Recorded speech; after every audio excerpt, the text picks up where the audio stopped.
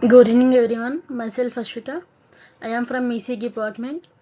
Today I am here to explain the input-output interference in computer architecture and organization. Here are the architecture keys. It contains CPU, memory, input bus, address, data, control, interface, monitor, all.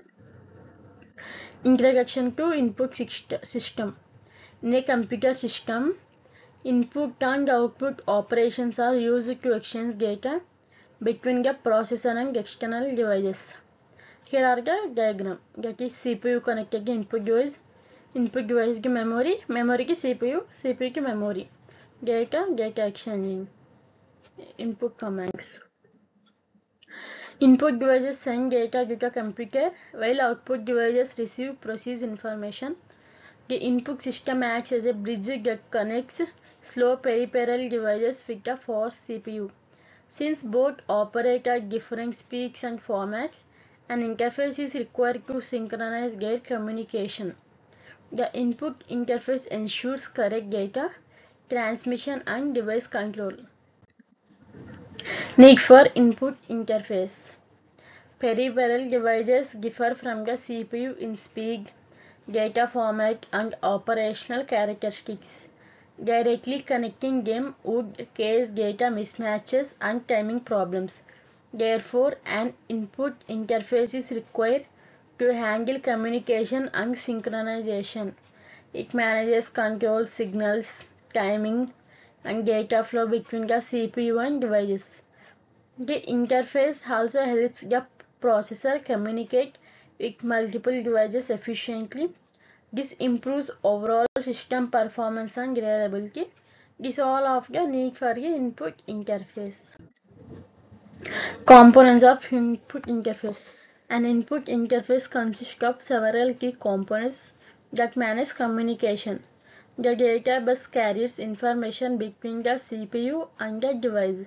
The control bus sends command and timing signals. The status register holds information about the device condition such as ready or busy. The control register stores instructions sent by the CPU, and the data buffer register temporarily holds data being transferred. Together, these components coordinate the input operations smoothly. Type of input devices. Input-output devices are classified based on their function. Input devices like keyboards, mice, and scanners allow users to send data to the system.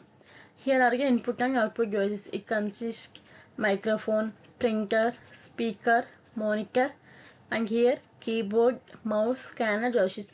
These all combine input and output devices.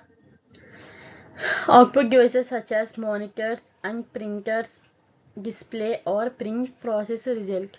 Storage devices like hard drives and SSDs hold large amounts of data. Communication devices such as modems and network cards help systems exchange data with other computers. Each of these devices interact with the CPU through its respective interface. Input communication techniques. There are three main methods of input communication, that is programmer input, interrupt driven input, and direct memory access. In programmer input, the CPU controls all data transfer operations directly.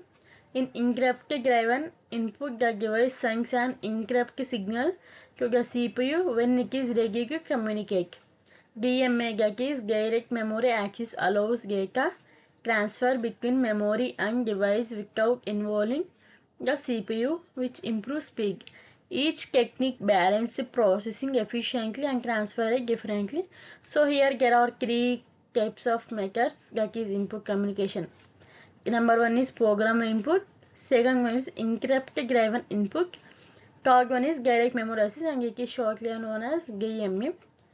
Here each technique balances processing efficiently and transfer it differently. Input interface modes. Input operations can be implemented using different modes. In memory map for input, both memory and input device share the same address space, allowing the CPU to use regular instructions for device access.